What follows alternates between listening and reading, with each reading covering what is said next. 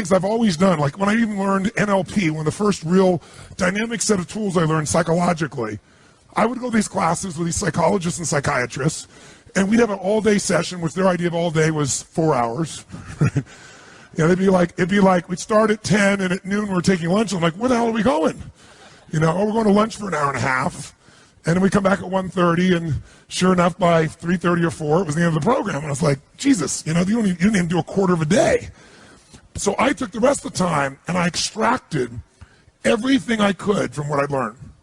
There are people with 10 times more skill than I had or ability, but my level of application compared to theirs, I dwarfed it. And it's because while I was still there, I didn't leave the environment. I've always had this belief. If you want to be successful at anything in life, never leave the sight of setting a goal without doing something that commits you to fulfillment. If you get, like, you're in state, right, when you do something. While you're in state, that's the time to commit yourself to something that makes you follow through. How many know what I'm talking about here? Say I. So I'd call somebody up, I'd schedule something, I'd lock in the next meeting, I'd sign up for the class, I'd enroll the guy who was going to mentor me, I'd set the meeting with a mastermind of people I met. I did something so that whatever I committed to, there was something when I went home that would pull me there. It's structure. In fact, I'll give you 5 C's to RPM just as a quick warm-up for you. How's that? If you don't remember it, it'll be okay, but it'll be in your unconscious for when you go work with a coach. These are the 5 C's. Everything that comes in your mind, anything you can think of, because we're going to basically do a little mini RPM version of things right now.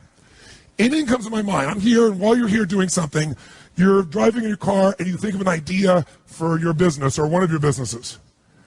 Where do you put it? iPhone. Where do you put it? Diary. Where do you put it? iPod. iPhone. iPhone. And how do you find it afterwards? How are you triggered to look at it again? So he goes back and reviews his app system. How do you do it? Right. Crisis. Crisis makes me go get it. How do you do it? I send an email to myself. Oh, good. More emails with more to-dos. Right? So I don't care what your system is, but when you have RPM, you'll have one place you put it. For right now, you need one place to put it. Now, the problem is most of us have lives that if you put everything in one place, it just becomes even more overwhelming. Who knows what I'm talking about here? So the first step, I'll just tell you that, is C, is capture. You got to capture. And the motion I do is like this. Imagine doing this, like physically capturing it, pulling it out of my head, and putting it in one place. I don't care what your one place, it's got to be one place. Now, ideally, in that one place, you'd have some categories so you don't throw everything on one giant list. Does that make sense? So you might have a category. For me, I have companies. So I have Robbins Research, I have Namali Resort, I have Metabolife, I have all these different companies. So I'll drop it in that area as an example. Or roles for me as a father. I don't have time to demonstrate this for you, but just know the first thing you want to do is keep it out of your head, have it in one place. Why do you want to do that? Keep lots of extra mental RAM available. When you have to keep thinking about stuff, it creates inner stress. If you know it's there, and you know you're going to look at it consistently, like you do it once a week, once a day, and you're going to review it and do something with it. Something with it might be, forget it, I'll do it later, tomorrow, but you're going to do something with it, you'll be able to let go. How many think that's pretty much something you try to do already? Most people try to do this, don't you? But the reason most people don't do it is because making lists, after a while, they stop doing. Tell me why they stop doing it. Who's made lists and then not kept the lists up, your, quote, to-do lists? Why don't you keep those to-do lists up? Because every time you go there, they're so damn what? How many have always got more to do, if you do make the list, than you have time? So it inherently says, why am I doing this? RPM is a different mindset. Our mindset is, we're just first capturing it. We know we're not going to do most of this. But we need to be able to later, when it's time, decide which things are worth doing, and more importantly, what are we really after? We're going to use these to trigger us to say, all this relates to maybe something more important. How many follow the philosophical difference here? Say I. My goal is not get things done. This is not GTD. This is use the things you need to get due to stimulate a higher level of thinking of what you really want, why you want it, and become very strategic about how to get that. And many of these things may go away, or they just won't matter. But you do have to capture it, because otherwise it's in your head. So I have a lot of systems of doing it, but if you never saw me again, the most basic thing you need is one place to capture. Does that make sense? And what's step 1 of RPM? It's a C. You got to what? Capture, which means get it out of your head, put it one place. Second thing, you got to make sense of all this crap. And the way you do that, step 2, is you create a plan. And a plan for me has 3 parts. And the 3 parts are 3 questions that I ask and 3 actions I take. And again, you'll learn this. I'm not trying to teach this all right now. I just want to plant some seeds in your mind. Is this okay? Yes. Is this useful? Yes.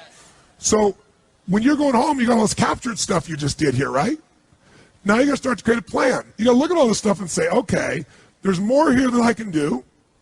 So what I really need is read all this stuff and start to see, well, all these things relate to one thing. All these relate to another.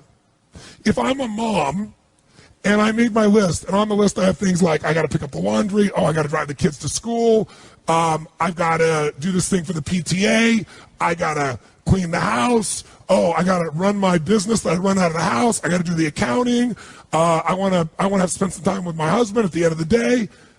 Soccer mom, totally stressed out. But if I write all those things down and get them out of my head, and when I write them all down, I then start to put them together and go, you know, this, and this all relates to my kids. This all relates to the house being great. This, and this all relates to my business. And this is about my personal life being rich and happy. I'm able to do something really nice. I'm able to go from this, which is what your capture list looks like. You'll start writing it down. You go, I got to do this, and that, and this, and this. And you start to feel good. It's out of my head. But then you go, I got to do this, and I got to do this, and I got to do this. I got to do this. I got to do this, and I got to do this, and I got to do this, and I got to do this, and I got to do this, and I got to do this, and I got to do this. I got to do that too, and that too. So step 2 is I look at my capture list and I create a plan. And the way I create a plan is I start to figure out, what do I really want? That's what the world is saying to me. That's what's in my head. What do I want? I might start to group some things together. I might start to say, you know, let's take a look at this. You know something? Watch this. Watch this for a second. This item here, clean the house, and this thing, and this thing, and this thing, these all relate to the house. And my outcome there is I want a magically clean house because, why? It makes me feel fully alive. And then, oh, by the way, this, and this all relates to my children. Oh, and this, and this relates to my business. And oh yeah, this is me personally. Anybody see what happens? Suddenly, 80 action items or 12 or 30 will turn into 4 outcomes. There's something here that I want for my home. There's something I want here for my kids. There's something I want here for my business. There's something I want for me. And what that does is now I can start to go, okay, instead of reading all these items, what do I really want for my kids? What's my outcome this week or today? And you get really, really clear about what you're after. You use this to take you to another level higher. Use this to trigger a higher vision instead of letting this limit you. And once you know what you want, that's the first question. So create a plan has 3 questions to it and 3 actions. First question is, what do I really want? How many of you would feel different in your life just by this language change? What do I have to do versus what do I really want to accomplish? Would that change the way you feel about your life, yes or no? Yes. How does it feel with have to do? See, RPM, when you finally learn it, has many pieces to it. Above all else, it's a thinking process.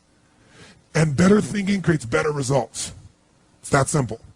So you don't have to ever use a piece of paper to think this way. From now on, all this stuff's happening, you go, what's my outcome? What am I really after? What do I want? What's the specific results? Like, what's the target? Let's chunk up. I don't ever go in a meeting with anyone. What do you think the first words out of my mouth are when I sit down in a meeting after the hellos and the proper connections? What do you say? I always say, what are the outcomes for this meeting? Because how long the meeting is based on getting the results that we're there for. It makes a much more fulfilling life. Or if you can't get in that time, you know that outcome's still not done. We got to come back and get that outcome done. How many follow what I'm talking about here? Say I. Now, when you get clear what your outcomes are, that's the first question of creating a plan. Second question is, why do I want it? Why? Why is this important to me? Why is this something that really is a must for me? I don't have to do it. I want to do this.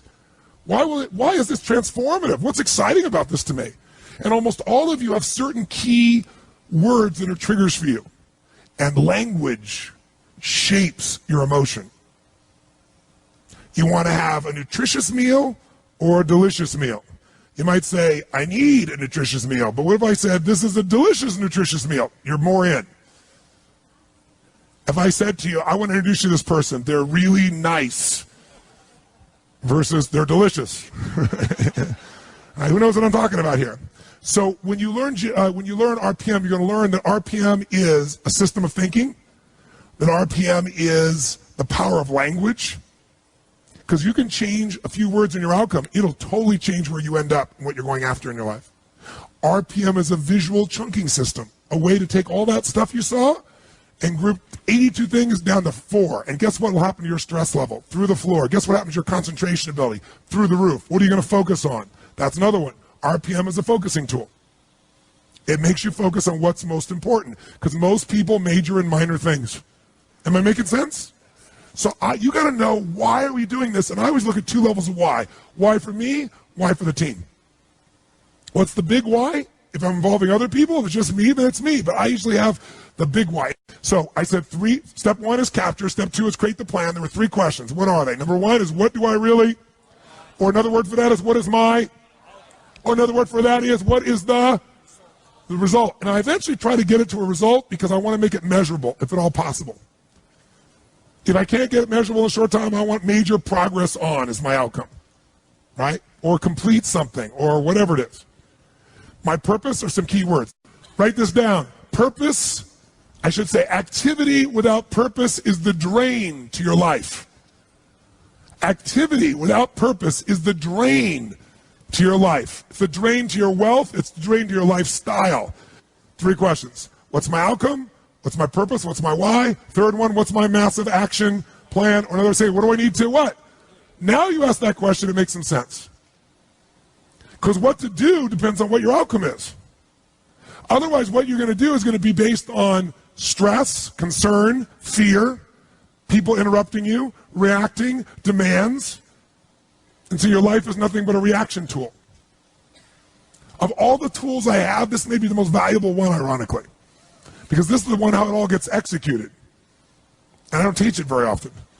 So, third question is, what's my massive action plan? What do I need to do to achieve this? And when you do that, you'll take things off your capture list and you'll cross them off as they fit in, or you'll say, I don't even need to do that.